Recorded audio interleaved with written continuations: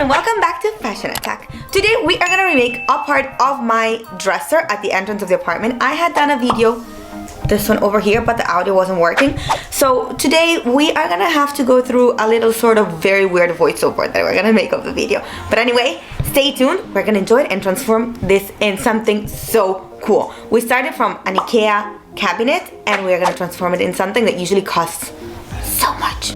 Here I am, super excited to show you all the Evers that I have at my entrance. Yes, I bought them and I know it matches the floor. It's like only one piece and it's basically disgusting, but I bought it already knowing that I wanted to transform it in this vintage apothecary look. So that's what we're doing. It's usually so expensive and this is the result that we want to obtain on a super budget. All we need is a handsaw, a square ruler, a ruler. After that, we need some sanding paper and a marker. And the last thing is not some paint, but a stainer.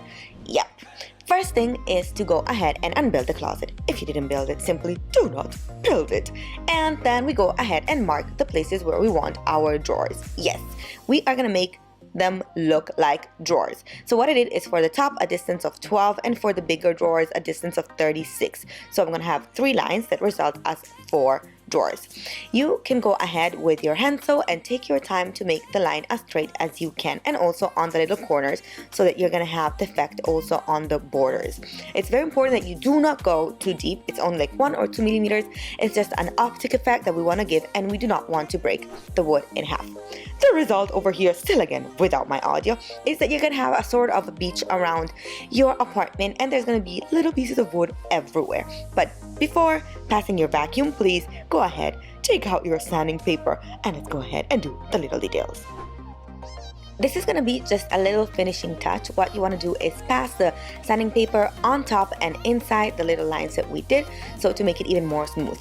Then we take out our stainer, and instead of using a brush, you have to use a mop. Yes, you just have to dip it inside and go and spread it all around the surface that you want to cover. We're doing now the base of the closet, and then we're going to do the front of it. You just have to pass it randomly all over the place, but pass way more paint inside the lines that we drew so that it gives it even a more effect of depth inside the little lines. It's going to make it such a realistic effect.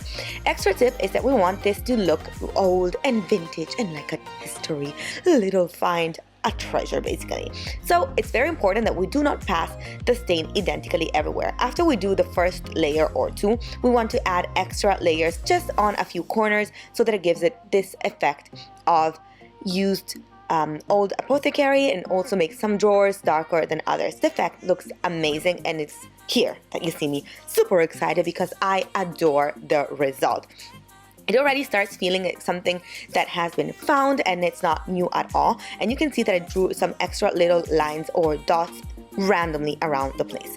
Extra thing that you are not forced to do is that I love to store stuff behind the dresser. I have so much equipment for Fashion Attack that it's big and clumsy and I don't know where to put it, so I love to hide it on the back.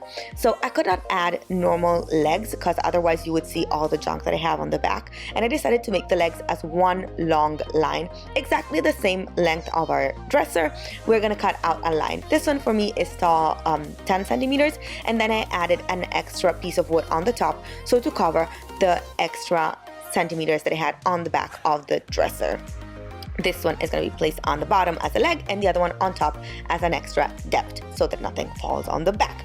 Now my dog was suffering like crazy for the smell of paint, so for this second step I decided to go outside. This little guy, exactly, he was coughing like crazy. I actually googled it, and paint is very dangerous for dogs, so I decided simply to move myself on the roof of this pizzeria outside my apartment. Not so safe, but you need to do that for your safety of your dog. So go ahead and start painting also the legs and the top of your dresser if this is what you are planning to do, and you do exactly the same thing. I actually decided to give some extra layers and make this even darker than the front of my closet. Super important details are the handles. I bought this one on AliExpress. You're gonna have the links down below, and it's gonna make it look even more authentic. It looks super realistic, super vintage, and I just love it. I also bought 2 different kinds, a smaller one for the smaller drawers and a bigger one for the bigger ones. My first attempt was simply one of measuring and start placing with some bit of tape exactly where I wanted it to look, but this simply took forever. So the little ones were extremely easy. You just need to make literally screw inside the little thing, but this one's, even though I calculated where to put it, I had a huge struggle because where the heck do you make the hole? Like, okay, we decided where to place it on the closet, but now how to find the hole? So I will give the rights and say that my boyfriend had a genius idea, and what I will show you now is the trick to put them all at the same place, make the hole at the right spot. Yep. What you see here is a template that I made on a paper. I just colored the back of the handles and placed it on the paper so that it would give me the exact space in between the two holes. Then I folded the corners of the paper at the height and length of where I wanted it to appear on the side of the drawers and used the same template over and over. Now it became super easy to screw inside, or better, to make holes inside with my driller and then screw inside the screws and put the handle in. Yay! Mission accomplished. I just basically saved a day of work because I was getting crazy in the other direction. So at the end I made a little mini template also for the smaller handles, and it became so fast. I'm just gonna repeat the same process over and over on all the drawers.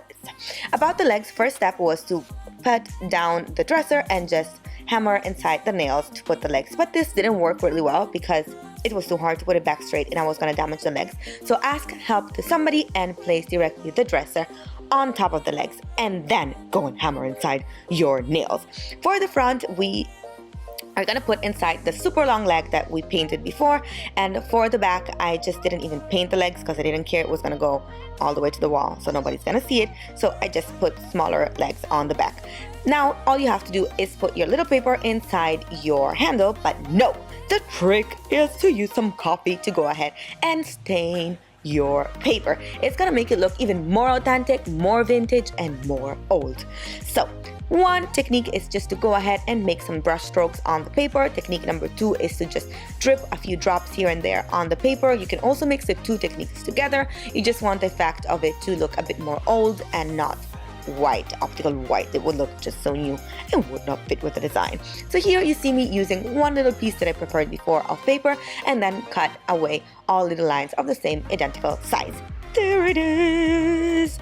Ta-da! The result is so cute. You just add a code on top of the paper, or maybe the name of what you think you have it inside. So guys, I hope you're ready for the reveal. This behind me is the cabinet. I actually adore it. I think it's the coolest thing that I've done in the last period, and it's finally for my own apartment, so I can enjoy the result. Come on, let's see the result. Don't forget to subscribe and leave me comments below what you would have done differently. See you next time.